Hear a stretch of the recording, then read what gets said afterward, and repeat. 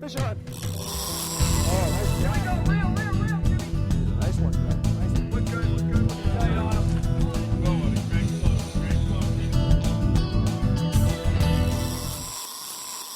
Hi, I'm Captain John Boone, welcoming you to the October 13th edition of Bayside Marine Corporation's Massachusetts Fishing Report.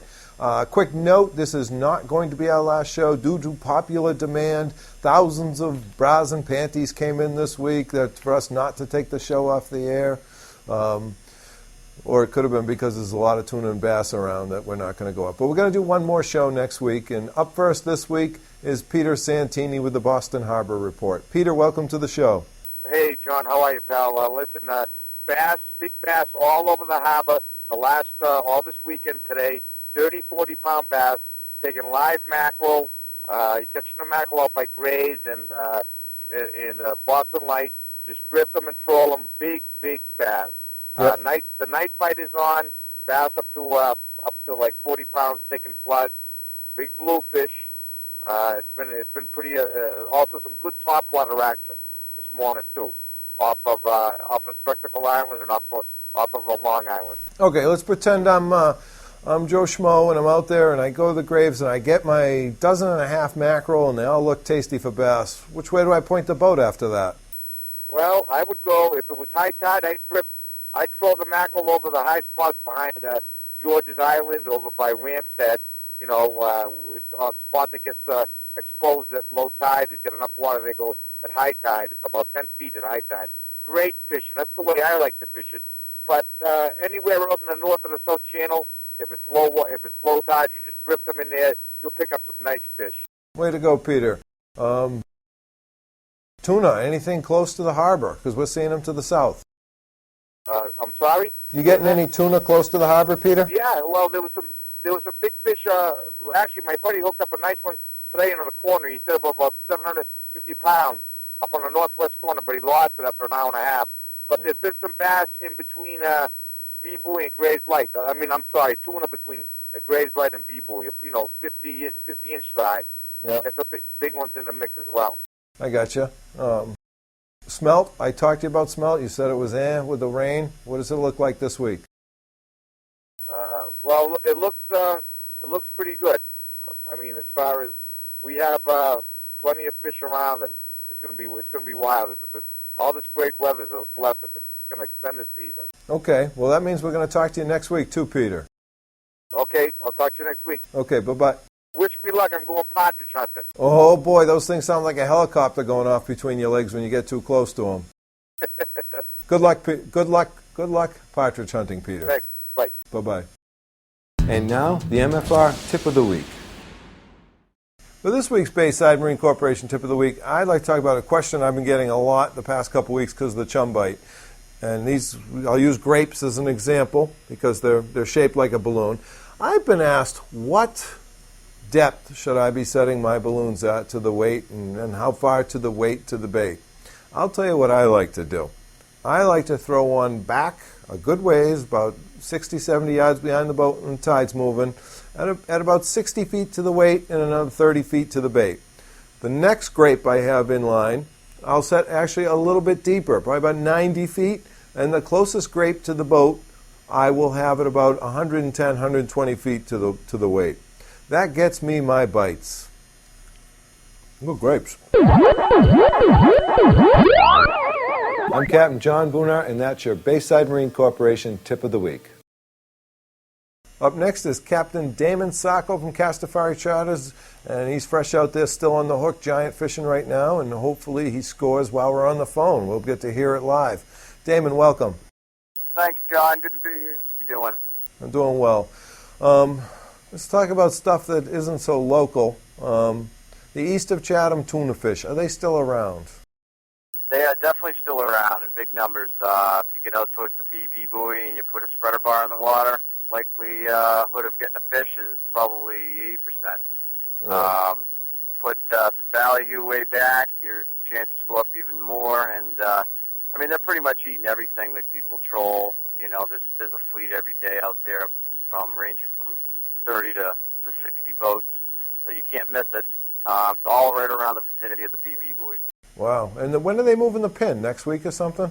Yeah, they're going to be moving it in for Truro, which is a shame because it was nice to just get that weather forecasting, you know. Yeah. But those fish aren't going anywhere for a while. There's a big ecosystem of whales. It's all spread out. It's a real wide, widely spread out ecosystem. It's not really centralized at all. It stretches for about 10 miles. Mm-hmm. Gotcha.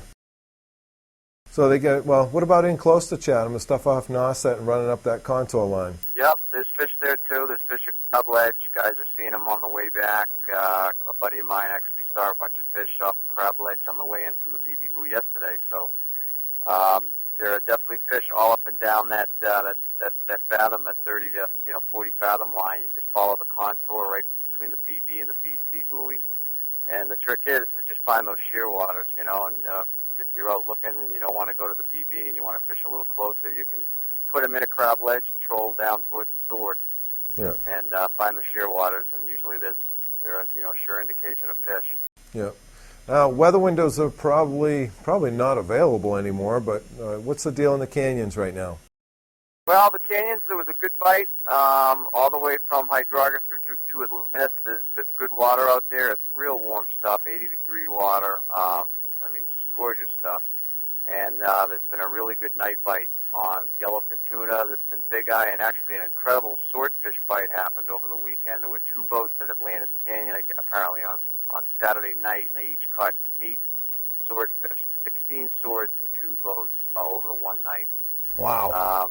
And one of them was a 300-pounder, and I guess several were over 100. So the swordfish bite is definitely on. So if you do want to make that last canyon run, now is definitely the time to do it, and that water is not going to go anywhere for a while. So my guess is right after we get this weather blow over the weekend and things lay down again, people will get another shot out there. Good. Now, tournament this weekend. You mentioned bad weather. I haven't looked at the forecast. What are your inklings on that? Well, we got the Tuna Fish tournament scheduled for Thursday through Saturday out of Hyannis Marina. And the weather forecast right now looks to be 15 to 20 out of the south, gusting to 30, off of Chatham. And it's unfortunate because the bite is so good down there, and this thing was shaping up to be a really cool event. A lot of boats around, a lot of people out there fishing. So I just don't know with the forecast if we're going to go forward or not, but we'll definitely have on the Oktoberfest website, we will have any cancellation information available to the public starting tomorrow late in the day. Yeah. Okay. Okay, good luck. I hope one of those things bends over before you pick up tonight, okay?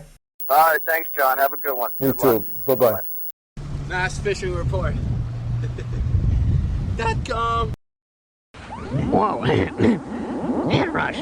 Up next on MFR is my report covering the Cape Cod Bay, South Shore area, and southern Stellwagen Bank area, Peaked Hill. Okay, bass fishing over at Provincetown. There is some. They're getting them off the bathhouse, jigging and dropping rubber. They are getting some nice fish. Also back here, bass fishing inside the bays, very good on the live pogies. They're still chasing around the live pogies, and some of the spots that hold them in the channel edges, they are catching fish on live pogies and dead pogies. Pogies are the key. I think you're spinning your wheels going after these big fish if you're not using pogies. There are some schoolie bass breaking on the surface mixed in with some bluefish, but the big fish are being caught with pogies. Especially, we got one come into the shop this week, 51 inches, 45 pounds by Jason Marino, and also this nice 39-incher is typical of what we're seeing, caught by Damon Parsons.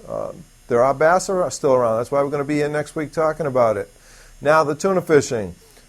There are fish breaking to be casted at, a lot of times west of the southwest corner, working down in the Cape Cod Bay. It's got a ton of fish in it. All depending on what those fish run into for bait that day is going to be really the indicator of how good a shot you're going to get at them. But I would be casting rubber at them, casting plugs at them.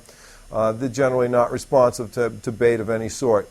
The bigger fish are there. Whopper caught by the Ewing clan from Kingston, 1,160 pounds. Now that's a big fish, special fish. I've hooked some big ones out there as well. But that one is a truly special fish, and that's indicative of what is out there. fish from 55 inches on up to as big as they get roaming around in that fleet out in the middle of the bay, south of Stellwagen and west of Race Point. Chumming, live whiting, chunking. That's the way it's done.